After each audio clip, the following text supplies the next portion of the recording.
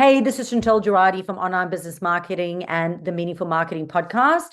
And today, by popular request, I've been asked to talk about social media and all the different platforms that they are, all the different channels, and how do you choose which channels to be on for your business and for your marketing. So I did a whole bunch of research, used my HR, which is my human intelligence, and of course used AI as well to come up with today's content. So this is 2024 in the month of September. Can you believe it's September? September 24. And the reason I say that is because next month it could completely change. But right now, this is the social media channel information and what's happening right now in the world. So when it comes to choosing your platforms, it's really important because we have to consider the audience. We have to consider the engagement styles because it's different. We have to look at the content preferences between all the different platforms. And then we've got to look at which is the most effective for your particular business in achieving your overall goals. You cannot be everywhere all the time, even with a virtual assistant or marketing manager. It would be absolutely insane to be able to be everywhere all the time. So how do we put our energy and where? Then we have to consider things like whether or not you're a B2B business, a B2C business, or whether or not you're a B2B2C business, so that you make sure that you're connecting with your ideal customers and you're driving conversions. Because at the end of the day, everyone knows me. I have this thing about we're not on social media for brand awareness. We're not on there for visibility. We're not on there for engagement. We're on there for sales. That's why we spend our time online. And that's the strategy. That's the overall outcome that we're wanting to achieve. So we're going to break down today the different social media platforms. And I specifically did it around Australia because I focus on Australia. I do have clients in the US and the UK, but predominantly my clients are in Australasia. So right now in Australasia, in 2024, this is what's happening right now. We're going to look at demographics. We're going to look at engagement levels, content strategies, and the suitability for various businesses based on how to make a choice on where you're going to spend your time for your online marketing. And as always, I recommend that 80% of your time be spent on your income producing platforms. And the rest of the 20% you spend on brand awareness. So you still respect the platform, you still respect the audience, but rather than, spending all your time on ones that are non-producing, rather just spend 20% of your time there and 80% on your income producing channels. Always respect the platform and always respect the audience on that platform, meaning that if a platform is about video marketing, if a platform is about men, then that's what you need to be making sure that your content is relevant for. So respect the platform, respect the audience. I cannot say that enough because literally it'll be like you're swimming upstream if you're not. All right. So another thing I always like to look at, and people always ask me, Chantal, why do you focus on these channels? I tend to focus on the edutainment channels, although today I will be sharing with you a lot of channels. But I tend to stick on the edutainment ones because I look at where are people spending most of their time and the ones that they are frequenting the most, the ones that they're checking throughout the day more than others. So for example, with LinkedIn, they might check it twice a week, whereas Facebook, they're checking it 8 times a day. And when you look at how many times they actually use the platform. So for example, Facebook would be a daily thing. YouTube's a daily thing. Google's a daily thing. You look at something like LinkedIn and it's generally weekdays, Tuesday, Wednesday, Thursday. So again, this is really important because a lot of times people will go, oh, spend 80% of your time on something like LinkedIn. And I'm like, yeah, but you've also got to look at the usability of that and the frequency of that and the amount of people that are actually logged in on an ongoing basis. It's important to acknowledge that you can't ignore it. And the other reason I like the edutainment channels is because I don't have to twerk to get likes.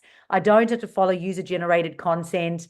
I can focus on edutainment, which is education with a bit of entertainment. And that I think is quite easy for us to do. So that is why I tend to stick in the Google, YouTube, Facebook, Instagram, LinkedIn. They're the primary platforms that and Google My Business, because everyone forgets Google My Business, which is a social media platform. They are the top platforms that I tend to stick in. And I'll always say that I'm a specialist in those areas. But today I will be sharing with you, I think I've got 11 in total. think it's 12 in total that I'll be talking about today. Okay, so number one, YouTube. YouTube owned by Google. It is the leader in video content. So again, respect the audience, respect the platform. In Australia, we have over 17 million monthly active users on YouTube. And it's daily engagement. You've got high engagement with videos watched daily with an average session of around 40 minutes. So again, it's longer forming content, video content. And we've got 17 million monthly active users from Australia. It's a broad age range, particularly strong between 18 to 49-year-olds, and it's popular across urban and regional areas. The best content for reach and visibility is how-to videos, tutorials, vlogs, product reviews, live streaming, and can be done now in both long form and short form. So short form is in the form of shorts, which is on YouTube, which is short form video content, kind of like your reels. YouTube does support hashtags in video descriptions and titles, which can help users find content related to specific topics. And you're only required to use 3 to 5 relevant hashtags to enhance video SEO. The business focus is both B2B and B2C, and the business types is education, entertainment, fitness, tech, personal brands, and consumer goods and e-commerce. So why it's right for your business? Well, YouTube is optimized through SEO. So the words that you put in help you connect it. They are search engine optimized words. So again, the way that we decide how we're going to figure that out is to go onto platforms like answerthepublic.com and look at what our actual users are, our audience, what are they actually searching for online? And if we throw those words in, then that's going to help us connect our audience with our content. So use high quality production and a consistent posting schedule to build a local audience. It's ideal for businesses looking to educate, entertain, and build brand awareness. All right, so number 2 is Facebook, and so Facebook is called the social media giant. I remember like just before COVID, people like, yeah, Facebook don't really need to be on the platform, don't know if it's going to last. And Zuckerberg has basically come in like an absolute giant and taken it all over and is strongly coming up against Google. So it has over 16 million monthly active users from Australia. So YouTube is beating it by 1 million, but Facebook has advanced astronomically in the last couple of years to catch up on YouTube and Google. So the daily engagement, well, Facebook is checked multiple times daily. The last time I checked, it was about 8 times a day, and it has a high engagement rate on mobile. Your audience is a broad age range between 25 to 55-year-olds, slightly more women, although men are catching up, and it's widely used across urban and regional areas. So the best content for reach and visibility is video, live streams, community-driven post, user-generated content, storytelling, infographics, polls, and interactive content. So I love Facebook because I think it's one of the biggest platforms that you can cheat, because if you literally go in and tell stories, it tends to do exceptionally well. For Facebook, hashtags aren't actually required, and I can't say this enough. People on Facebook don't go searching content through hashtags. It's very much like Google and YouTube, where it's the words that you put into the platform that will help you match your content with your audience. You can still use them sparingly and strategically, particularly groups or in community posts, but hashtags are not required on Facebook. The business focus is both B2B and B2C, but primarily B2C. I have had lots of business owners do exceptionally well in the B2B space as well. So definitely you don't want to write that off. Business types, it's really good for local businesses, retail shops, community-focused brands, and organizations targeting a broad, diverse range. And with community groups, Facebook groups, location-based businesses do exceptionally well as well.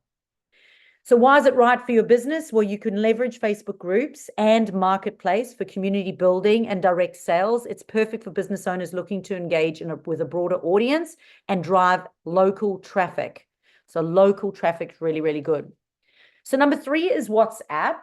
And WhatsApp has done exceptionally well in other countries, especially things like South Africa, although in Australia in the last couple of years, it has really picked up quite a lot.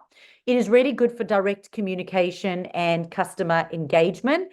I personally think it is a pain in the butt to manage because I don't know if you've ever been thrown into like a WhatsApp group and then you get like the chitty bang bang, the lady like who never stops telling you what she had for breakfast, lunch, and dinner. And, we'll just continually put content in 20,000 times a day. And you can imagine now when you've got 1,000 people in there doing it, it's really hard for you to actually stay on top of the content. You can, however, for WhatsApp, just use it to post announcements.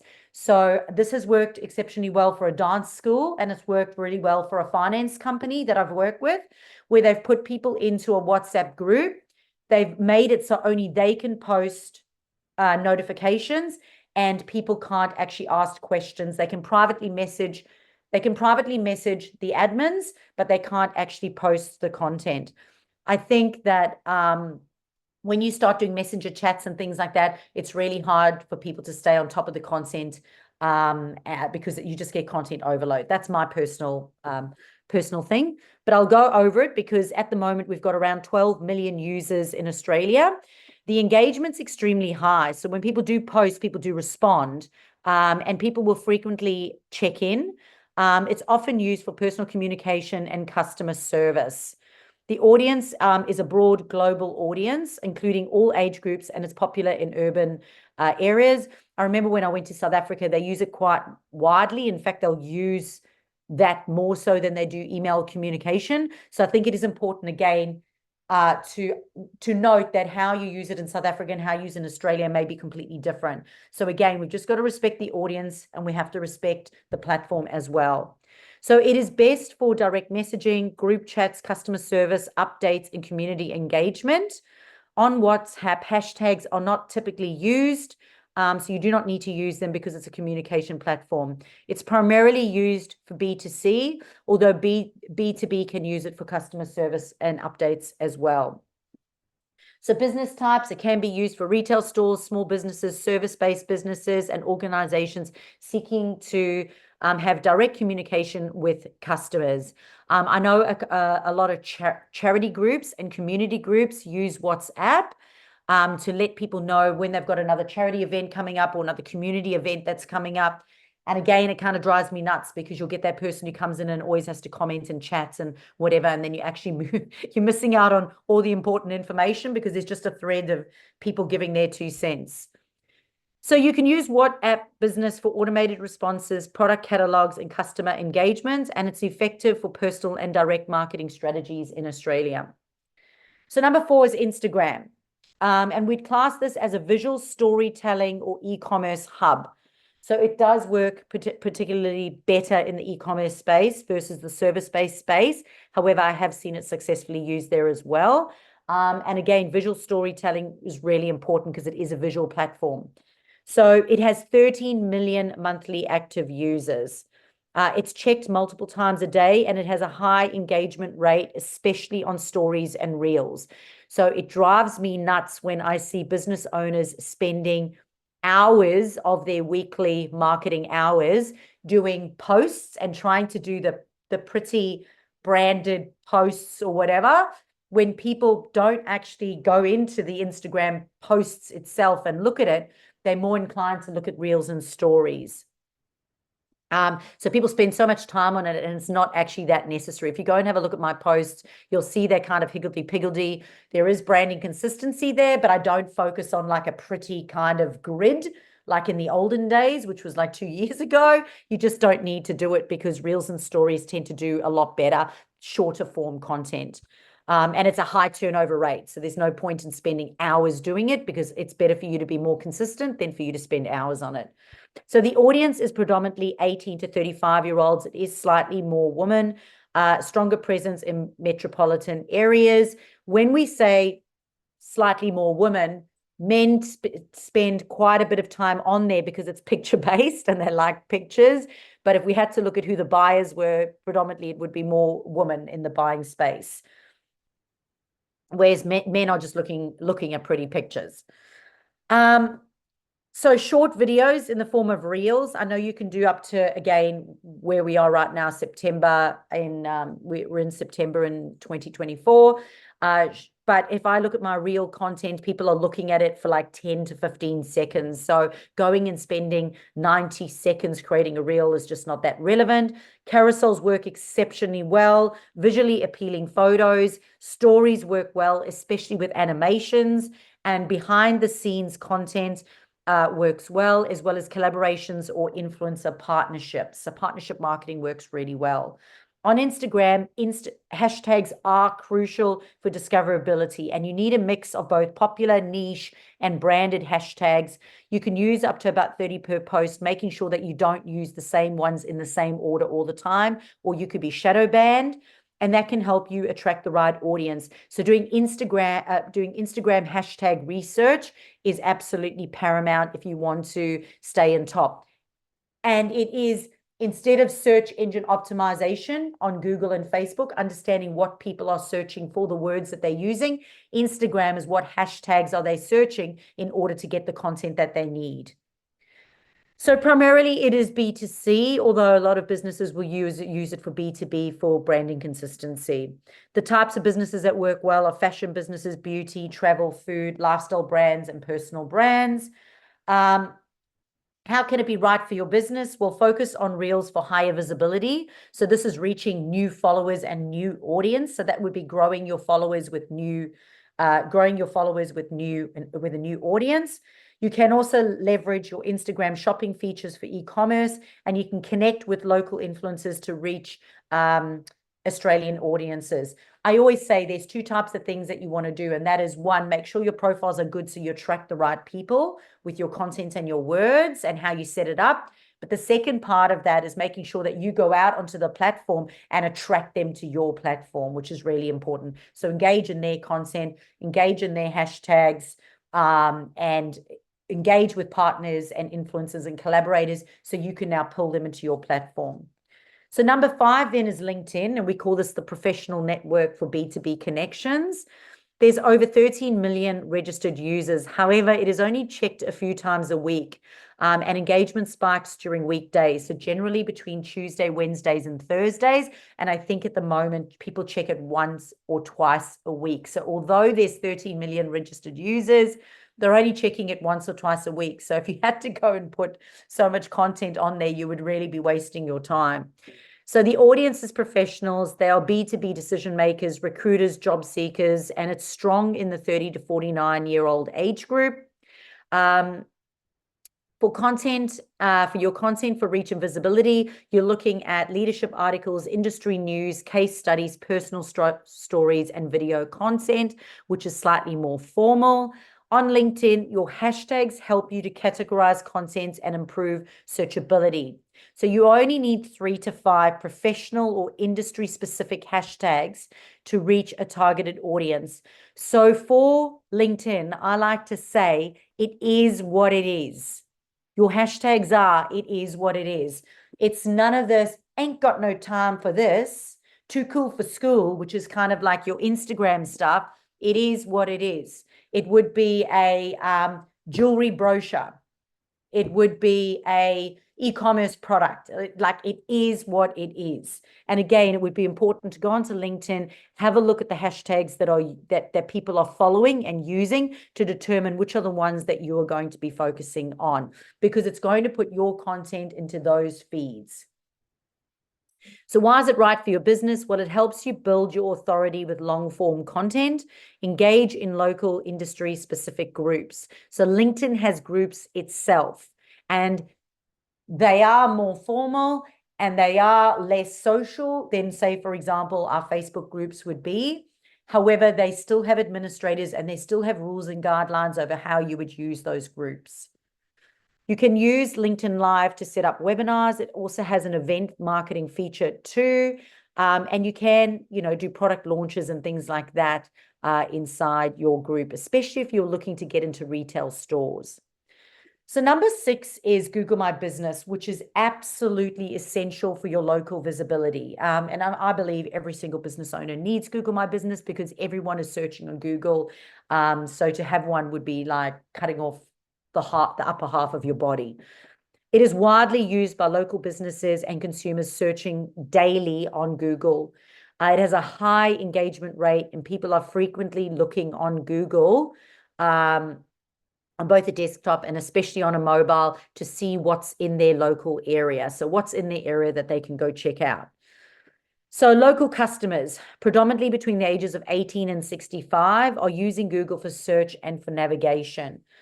The best content is to have high quality images and to post regularly on Google. I recently just did a podcast session on Google. So if you haven't seen that yet, jump onto the Meaningful Marketing podcast and check that out because it'll tell you exactly what you need to do right now on Google in order to get a result. Getting customer reviews is absolutely paramount on Google. Having a Q&A session, posting your product listings, and making sure that you are posting on the content. And on it, it's not called posting, it's called update. It's called an update.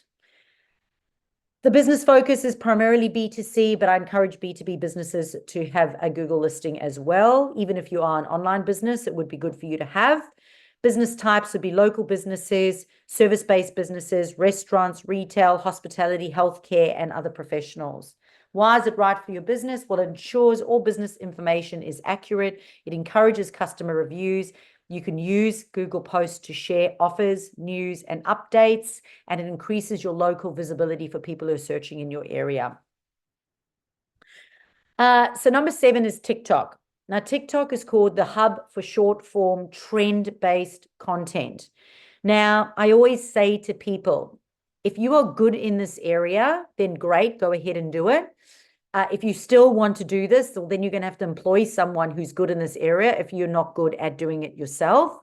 Or alternatively, start to focus on other areas that you are stronger in, because it has 7.5 million monthly active users. The engagement is high, where users can spend an average of 52 minutes per day. But the content has to be good and it has to be trend-based in order for them to stay there, pay attention. So you've either got to be really good at twerking because people will keep watching you, or you've got to be so bad at twerking that they'll still keep watching you. And then you've got to be prepared to still do that on an ongoing basis. And when I say twerking, I'm just talking about current trend-based content. So you've got to constantly be searching it and following it in order to stay trendy. So short form trend-based videos, challenges, user-generated content, educational content, and storytelling works really well. On TikTok, hashtags are key for participating in trends and challenges. So whatever the challenge is or the trend is, you've got to be following that. You've got to make sure that you're using the same hashtags. So you've got to make sure that your research is top-notch. And again, mixing trending hashtags with niche-based hashtags will increase your visibility online. It is primarily used for B2C. It works really well in the fashion, beauty, entertainment, education, consumer products, and food and beverage areas. How can it be right for your business? Well, participate in trends that are relevant to Australian culture, collaborate with local influencers.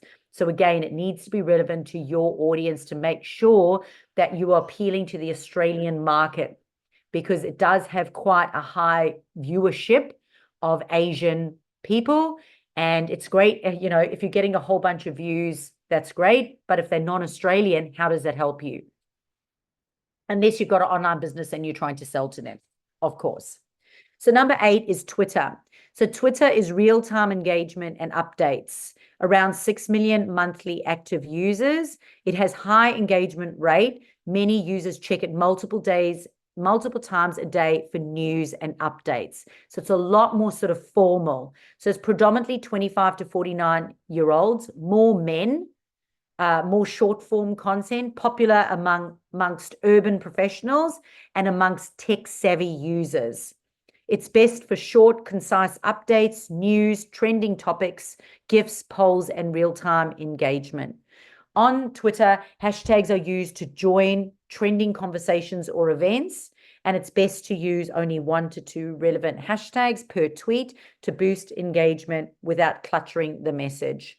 It focuses on both the B2B and B2C space. It's great for news agencies, tech companies, startups, political organizations, and for customer service. Why it's right for your business? Well, use Twitter threads for storytelling, engage in trending topics relevant to Australian users, leverage Twitter Spaces for live audio content. So number 9 is Pinterest, and it is great for inspiration and planning for e-commerce businesses. There's over 4 million monthly active users in Australia using Pinterest. Its engagement rate is moderate, often used for inspiration and planning, predominantly women, so 60% plus are women, aged between 18 and 45 years old. Its strong presence in home decor, fashion, food, and DIY. It's really important because it's a picture-based platform to have high-quality images, infographics, how-to guides, DIY tips, and product collections. Pinterest uses hashtags for keyword discovery, particularly in pins. So using 2 to 5 hashtags that describe the content can improve you being found through searches. Primarily B2C in the e-commerce, fashion, beauty, interior design, food and beverage, travel and DIY space. So focus on visually appealing pins. Use Pinterest SEO to increase discoverability amongst Australian users. So number 10 is Snapchat. So this is engaging a younger audience with AR and stories. There's around 4.5 million monthly users. It has high engagement. It's checked multiple times a day, but it is predominantly Gen Z, so under 24 years old. Strong presence among younger users in the urban areas. It is best for short, casual videos, behind-the-scene content, influencer partnerships, and augmented reality, which is AR content. For Snapchat, you don't need hashtags, but you can participate in trending themes or use keywords in spotlight submissions. Primarily B2C, works really well in the fashion, beauty, entertainment, tech, food, and beverage space. It's great to use it for younger Australian audience, especially if you collaborate with younger influencers to boost engagement. So number 11 is Reddit, which is community building and niche marketing. There's around 3 million monthly active users, moderate engagement, user visit for niche community discussion and content, predominantly 18 to 34 years old, slightly more male, tech savvy, and community-driven audience. It's really good for Ask Me Anything, long-form content, discussions, educational content, and memes. Reddit does not utilize hashtags, but users should engage with relevant community and keywords within their posts to increase visibility. It focuses on both the B2B and B2C space, is really good for tech, gaming, consumer electronics, education, and niche products. Why can it be good for your business? Well, you can engage authentically with them. The thing is, somebody has to manage it right and engage with them, provide value without overselling, focus on Australian specific communities and discussions. Now, the last one is number 12, which is Clubhouse, audio conversations for niche communities. It's a smaller user base, around 300,000 weekly active users. It has a high engagement rate within niche communities. Now, when Clubhouse first came out, there were people that made thousands of dollars using Clubhouse as everybody jumped onto it, but it kind of lost momentum a bit. But apparently there's still people on the platform that are using it. It is a high engagement rate within niche communities. It is diverse with an age group between the ages of 25 and 44 years old, particularly entrepreneurs, professionals, and creatives. It's live audio conversations, panel discussions, interviews, and Q&A sessions. On Clubhouse, you do not need hashtags. It's not part of the platform, but rooms and clubs can use specific keywords in their titles to attract the right audience.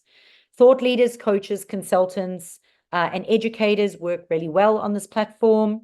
And how you can use it for your business. You can host regular rooms or topics relevant to the Australian market and collaborate with local influencers or industry leaders to build a community through clubs. I've seen a lot of people jump in on a particular topic, create content around it, almost like a live webinar, and other key people in that area have come in and jumped in to add their 2 cents to that, and a lot of collaborations and that have been formed through this. But I've also seen a lot of people come in and try to poach that from that person's room. So I've seen that as well, which is not cool. So don't do that.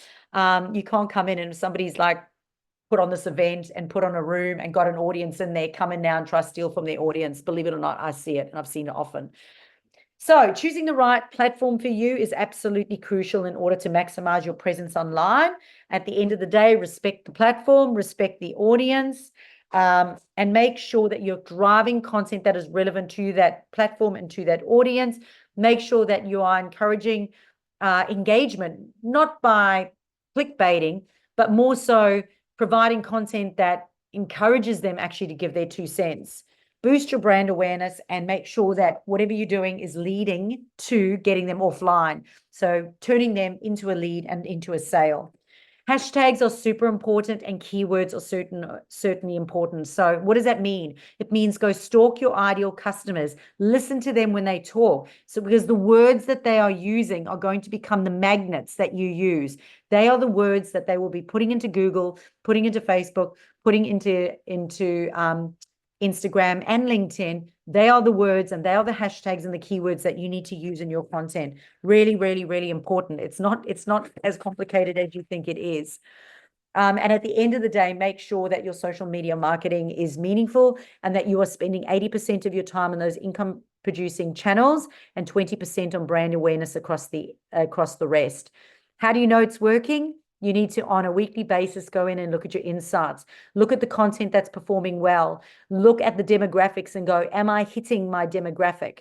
Is my content working? What about the days, the times, the country, the demographic, the location of where I'm hitting? I know I was working with a travel agency and they had a social media management company managing their content. And when I went in there, they were an Australian company and most of their audience was in India. So they were obviously getting people in India to go in and engage in the platform in order to jimmy the results. So really, really important that you make sure that you're looking at those insights so that on a weekly basis, so you can make data-driven decisions and you can just go, what's working that I can replicate?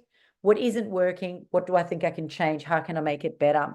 So thank you for jumping in today. I'm going to say goodbye to those of you who are watching online and watching the recording. And now I'm going to go live to our audience and answer their questions and have a live discussion.